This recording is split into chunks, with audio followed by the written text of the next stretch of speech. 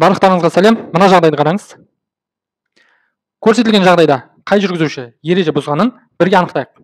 Құрметті оқырман, мына жағдайға байланысты өзіңіздің пікіріңіз болса, комментарийге жазып, пікіріңізді білдіріңіз. Құрметті оқырман, осы жағдайды біз ереже бойынша талдайық. Қай жүргізуші ереже бұзып, осы жол-көлік оқиғасын тудырғанын бірге анықтаймыз.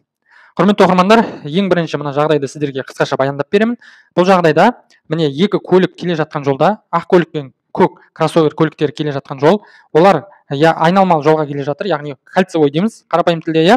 Кольцевойға келе жатқан кезде мына қарсы бағытта скорый сол кольцевойға тездетіп жылдамдатып түсті, жедел жәрдем көлігі.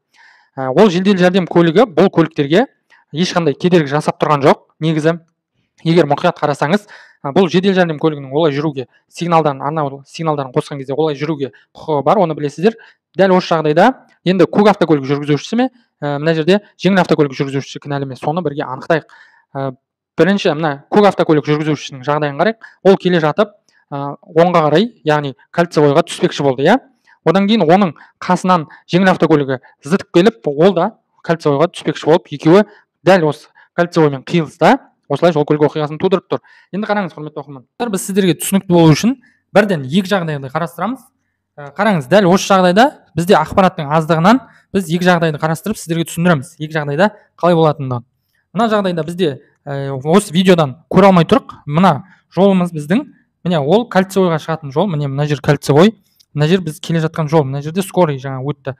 Енді қараңыз, осы жол екі жолақ па, бір жолақтық жол ма, біз оны мына видеодан точно айта алмаймыз. Бірақ біз екі жолақтық жағдайда да, бір жолақтық жағдайда да біз талқылаймыз қазір, сіздерге нақты түсіндіріп өтеміз. Енді қараңыз, екі жолақты, егер мынандай үзік-сызық болады ғой, екі жолақты жолда былай, міне бір жолақ, екі жолақ деп айқындап қоятын үзік-сызық болады ғой. Мына жолда ондай үзік-сызық жоқ екенін көріп тұрмыз. Енді үзік-сызық жоқ болса, ереже бойынша айтады былай. Егер мынандай үзік-сызық болмайтын болса, жолақты айқындайтын, ол кезде жүргізушілер өздері мына жолда қанша жолақ бар екенін айқындай алады көзбен. Яғни екі көлік бір-біріне ешқандай кедергісіз жүре алатын болса, қауіпсіз арақашықтық сақталса, қауіпсіз арақашықтықтың нақты осындай арақашықтық деген не жоқ, тек өздері қауіпсіз бағалау керек. Жүргізуші қауіпсіз мына көлікке тиіп кетпейтіндей болу керек та. Солай мына бордюрға шығып кетпейтіндей болу керек. Міне ол солай анықтайды. Екі көлік кәдімгідей ешқандай кедергісіз, бір-біріне кедергі жасамай, арақашықтық сақталып, осылай сыятын болса, ол кезде екі жолақ болып саналады. Енді екі жолақ болған жағдайда қараңыз, мынау екі жолақты жол деп есептейміз. Бізде көк кроссоверіміз екі жолақ болса, мына сол жақ жолақта тұр, жеңіл автокөлік оң жақ жолақпен жүріп келе жатыр. Ол әлі мына қатарында тұрған жоқ, әлі мына кроссовердің қатарында емес. Ол енді келе жатыр. Енді кроссовер оңға бұрылмақшы болды. Енді ол мына жерде айнадан қарау керек. Мына оң жақ жолақта көлік бар ма, жоқ па? Ол көлік егер мына жақта мүлдем болмайтын болса, оған рұқсат осылай бұрылуға. Ал егер мына жақта оң жақ жолақта көлік болатын болса, оған мына келе жатқан жолдағы көліктерге жол беріп барып түсесіз сіз мына кольцевойға. Сізде мына жерде жол бер деген белгі тұр. Оны ескеріңіз. Ал мына кроссовер егер мына оң жақта көлік болған жағдайда, ол мына екінші жолаққа түсу керек мына кольцоның. Түсіндіңіз ба? Сол кезде мына жақтан келе жатқан көлік бірден осы жолаққа түсе береді. Бірақ қараңыз, мына жағдайда дәл осы жағдайда көлік болған жоқ. Сол себептен ол осылай бұрылды. Енді ол бұлайнан бұрылған себебі оның мына жақта көлік жоқ деп айтуы мүмкін. Бірақ ол айнадан қарай алатын еді мына жақтан көлік келе жатқан жылдамдықпен. Сол себептен де ол кроссовер жүргізушісі бұл жерде кінәлі болып есептеледі. Яғни ол мына жолақпен түсу керек. Мына жеңіл автокөлікке жол беріп барып, немесе ол осы жолаққа түскісі келсе, онда жеңіл автокөлікке жол береді. Жеңіл автокөлік бірінші бұрылады.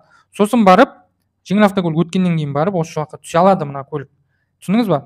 Ал егер оны күтпей бұрыла берем десе, онда осылай кең алып, мына екінші жолаққа бұрылады. Түсіндіңіз ба? Енді қарайық, мына осы жағдайда бізде кроссовер кінәлі, кроссовер жүргізушісі кінәлі. Бұл жағдайда мына жүргізушілер бір-ақ жолақта тұр. Кроссовер бір-ақ жолақта тұр. Енді ол бізде мына жолақ, көп адамдар мына жол бар ғой, жолдың кең болса, мысалы, осылай қыстырылысып екі жолақ бар деп шығады адамдар, Ал ол жол тар болса, мына жолды тар қылып неменеге деп сыймай жүреді. Міне сондықтан да сондай қиындықтар туындайды. Жолды кішкене кеңірек қылса, осылай қыстырылысып кіреді мысалы да енді. Бірақ енді қауіпсіз болу керек. Сіз егер екі жолақ болатын болса, қауіпсіз болу керек.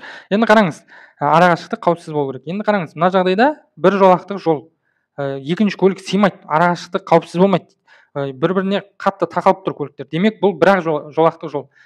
Енді бір-ақ жолақтық жолда ол осылай бұрылды.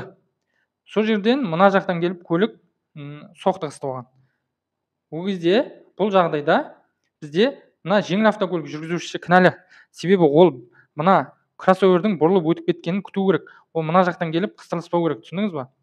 Бұл екінші жағдай. Осы жағдайда жеңіл автокөлік жүргізушісі кінәлі. Міне осы екі жағдайда сіз түсініп алыңыз. Екі жағдайда кім қай жүргізуші кінәлі екенін түсіндіңіз ба? Бұл ақпарат сізде енді жолда жүрген кезде сізде ақпарат болады ғой, екі жолақ па, бір жолақ па, сіз нақты білесіз. Сол себепті міне бір жолақ болса, жеңіл автокөлік жүргізушісі кінәлі, ал екі жолақ болса, кроссовер жүргізушісі кінәлі. Міне осылайша, құрметті оқырмандар, біз сіздермен бірге осындай талдау жасадық. Осы талдау ұнаса, комментарийге жазып, қолдау көрсетіңіздер. Қазақша контентті бірге дамытайық, сауатты жүргізушілерді көбейтейік. Назарларыңызға рахмет.